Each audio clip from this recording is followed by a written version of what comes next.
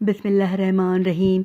बसरनि जो गहरो दाग़ पचाए उन में असां ही पावा जेके फ्रीज़ करे रखिया धोई साफ़ करे उहे शामिलु कंदासीं। अधु इस्तेमालु कंदासीं, अधु वरी ॿिए दफ़े असां भुॻल पावा ठाहींदासीं।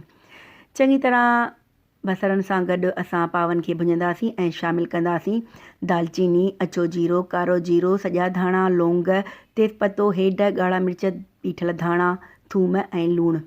हिननि मसालनि सां असां बिहनि चङी तरह पावनि खे भुञंदासीं।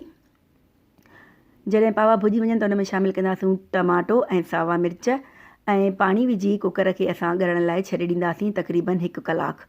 1 कलाक खां पोइ पावा असांजा चङी तरह ॻरी वेंदा ऐं पाणी बि ख़ुश्क थी वेंदो।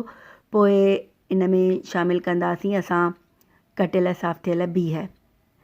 ऑप्शनल आहिनि बीह, अगरि तव्हां न बि विझो त ईअं बि खाई सघो था पावा, पर असांखे बीह तमामु घणा पसंदि ईंदा आहिनि पावनि में। पोइ बीहनि सां गॾु थोरो पाणी विझी ऐं असां 1 सीटी आणण ताईं कुकर खे छॾे ॾींदासीं, यानी 5 मिंटनि में बीह ॻरी वेंदा।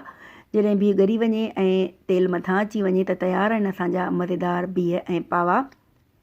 दम ते रखण खां अॻु में थोरो गरम मसालो बुरकींदासीं ऐं सावा धाणा बुरके प्लेट में लाइ रखंदासीं। तयारु आहिनि असांजा मज़ेदार बीह ऐं पावनि जी भाॼी।